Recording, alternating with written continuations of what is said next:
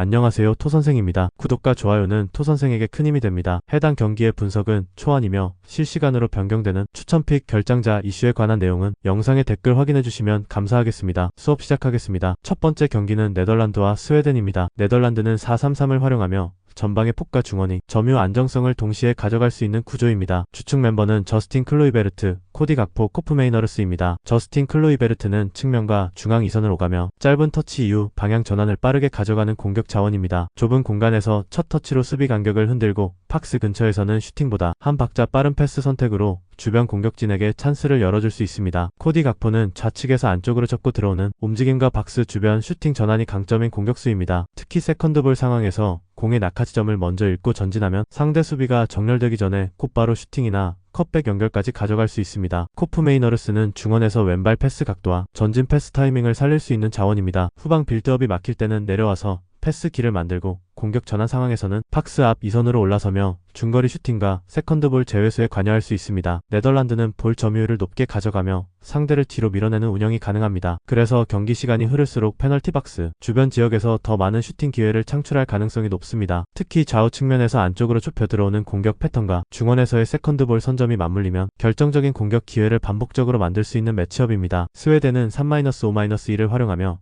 전방 투톱과 중원 숫자를 바탕으로 버티는 구조를 가져갈 수 있는 팀입니다. 주축 멤버는 이삭, 스벤손, 베리발입니다. 이삭은 최전방에서 긴 포폭과 부드러운 볼 터치를 활용해 수비 뒷공간을 파고드는 공격수입니다. 박스 안에서는 한 번의 터치로 슈팅 각도를 만들 수 있고 전환 상황에서는 수비 라인 사이를 파고드는 움직임이 위협적입니다. 스벤손은 측면과 중원 역할을 모두 소화할 수 있는 자원으로 왼쪽 라인에서 전진선과 커버 범위를 동시에 가져갈 수 있습니다. 다만 상대가 강하게 압박을 걸고 안쪽 패스 길을 막아버리면 측면에서 볼을 받는 순간 선택지가 줄어들 수 있습니다. 베리발은 중원에서 볼을 운반하고 전진 패스를 시도할 수 있는 젊은 미드필더입니다. 하지만 네덜란드가 중원 압박과 세컨드볼 싸움에서 강도를 높이면 볼을 전진시키기 전에 압박을 받으며 템포가 끊길 가능성이 있습니다. 스웨덴은 조별리그 1차전 흐름을 자세히 보면 중원에서 상대의 변칙적인 압박을 받을 때 세컨드볼 대응이 불안한 장면이 반복됐습니다. 그래서 상대에게 결정적인 공격 기회를 허용하며 무너지는 모습이 나왔고 이번 경기에서도 그 약점이 다시 노출될 수 있습니다. 특히 중원에서 공을 잃은 뒤 300 앞 공간이 벌어지면 네덜란드의 측면 공격수와 이선 미드필더가 곧바로 박스 앞 슈팅 지점까지 진입할 수 있습니다. 네덜란드는 점유율 우위와 중원 제압박을 바탕으로 페널티 박스 주변 슈팅 기회를 꾸준히 만들 수 있습니다. 스웨덴은 변칙 압박을 받을 때 세컨드볼 대응이 불안하고 중원에서 공을 잃으면 300 앞 공간이 쉽게 노출될 수 있습니다. 코디 각포의 세컨드볼 선점과 저스틴 클로이베르트의 박스 근처 움직임이 네덜란드의 결정적인 득점 루트로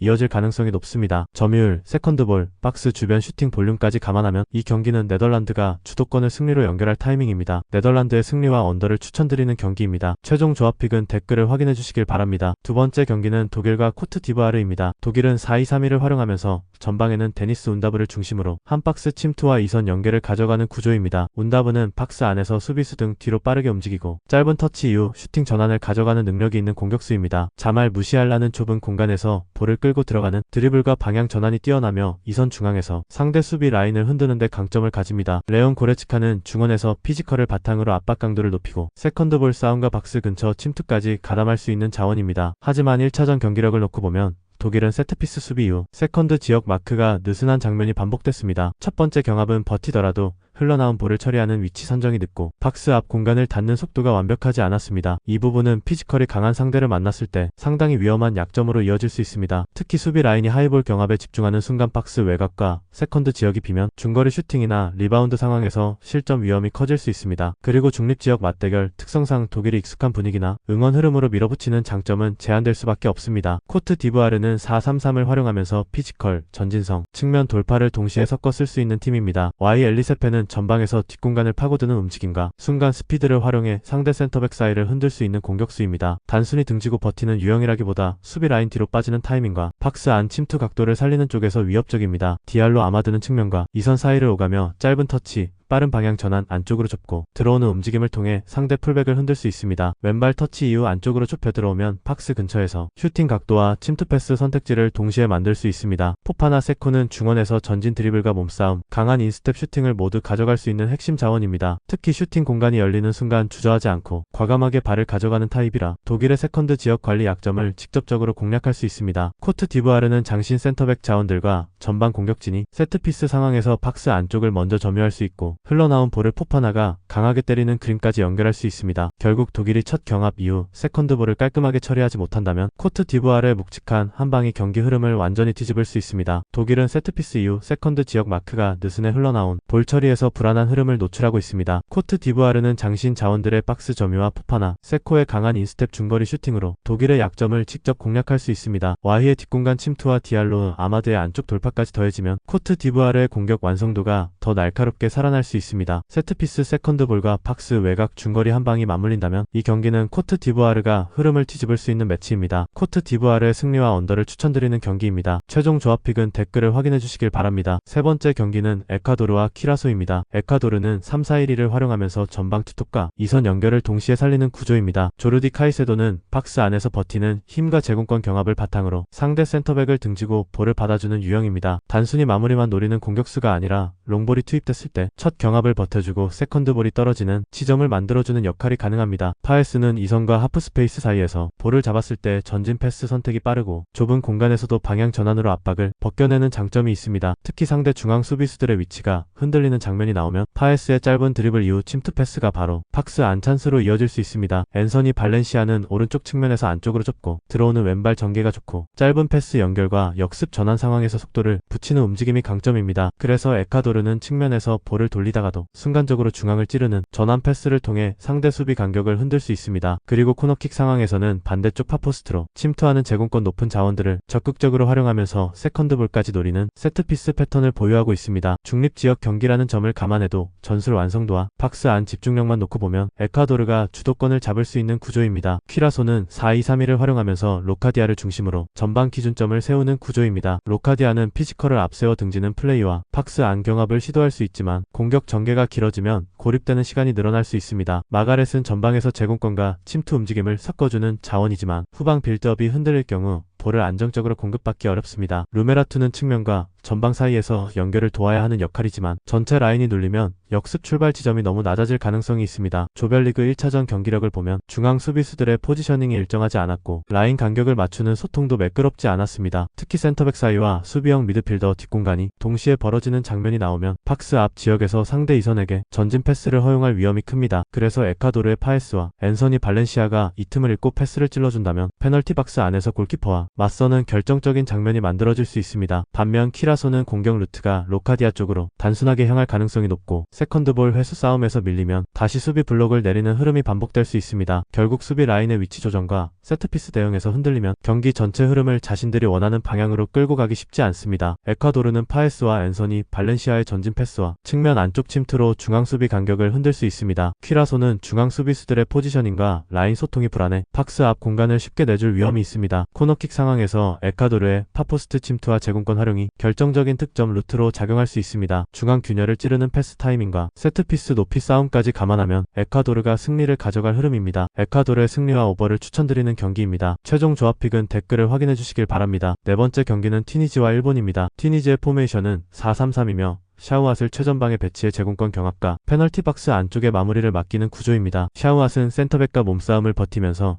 크로스의 낙하지점을 선점하고 문전에서는 한 번의 슈팅 기회를 득점으로 연결할 수 있는 추측 선수입니다. 하지만 샤우앗에게 공이 전달되기 전까지 중원에서 전진 패스가 매끄럽게 이어지지 않고 측면 크로스의 정확도와 이선 지원도 일정하지 않습니다. 그래서 최전방에 확실한 타깃을 두고도 공격이 단절되면 샤우앗이 수비수 사이에서 고립되는 장면이 반복될 수 있습니다. 이스마엘 가르비는 좁은 공간에서 공을 다루는 기술과 방향 전환이 좋고 공격형 미드필더와 측면을 오가며 전진 패스를 연결할 수 있습니다. 다만 팀 전체가 수비 진영으로 내려앉으면 가르비가 공을 잡는 위치도 자연스럽게 낮아지고 공격적인 장점을 보여줄 공간까지 줄어들 수밖에 없습니다. 메브리는 왕성한 활동량과 적극적인 압박을 앞세워 중원에 에너지를 더하고 공을 탈취한 뒤 직접 전진하는 플레이에도 강점이 있습니다. 하지만 상대의 짧고 빠른 패스 교환을 따라가는 과정에서 압박 타이밍이 늦어지면 수비 라인 앞쪽에 공간이 열릴 가능성이 있습니다. 튀니지는 중앙과 페널티 박스 주변의 수비 숫자를 집중시키며 밀집 수비를 구축하겠지만 좌우 전환에 따라 블록 전체가 움직이는 과정에서는 간격 관리가 흔들릴 수 있습니다. 그리고 공을 빼앗은 이후 샤우앗을 향한 첫 번째 전진 패스가 막히면 역습 속도가 떨어지고 다시 수비 진영으로 물러나는 흐름이 길어질 수 있습니다. 일본의 포메이션은 3-4-3이며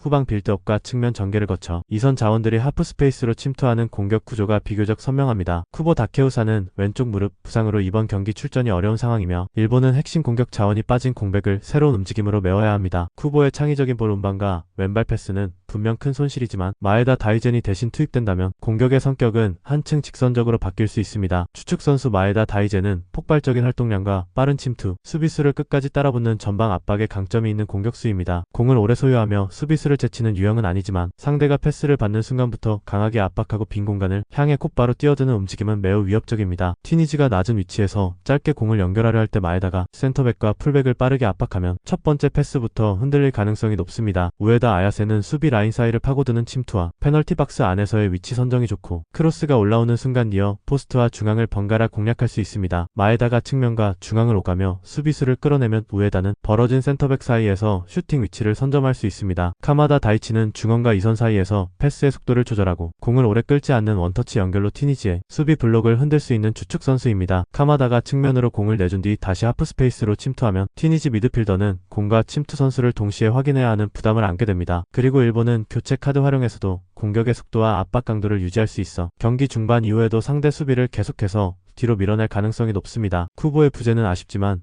마에다의 전방 압박과 침투, 카마다의 빠른 연결, 우에다의 문전 움직임을 조합하면 충분히 다른 방식으로 공격의 실마리를 만들 수 있습니다. 튀니지는 밀집 수비로 중앙을 막겠지만 공격 전환이 늦어지면 샤오아시 전방에서 고립될 가능성이 높습니다. 일본은 쿠보의 부재를 마에다의 왕성한 전방 압박과 빠른 뒷공간 침투로 메울 수 있습니다. 카마다의 빠른 패스 연결과 우에다의 문전 움직임까지 살아난다면 일본이 경기 중반 이후 균열을 만들 가능성이 높습니다. 핵심 자원의 공백은 분명하지만 전방 압박과 연속적인 침투로 공격의 성격을 바꿀 수 있는 일본이 결국 흐름을 가져갈 경기입니다. 일본의 승리와 언더를 추천드리는 경기입니다. 최종 조합픽은 댓글을 확인해 주시길 바랍니다. 더 많은 경기의 정보와 분석이 궁금하시다면 영상 하단의 댓글을 확인해 주시면 되겠습니다. 아는 것이 힘이다라는 말이 있습니다. 많은 양질의 정보가 있어야 적중률가 비례합니다. 전문가 토 선생이 발벗고 나서겠습니다. 오늘도 영상 시청해 주셔서 감사드립니다. 수업 마치겠습니다.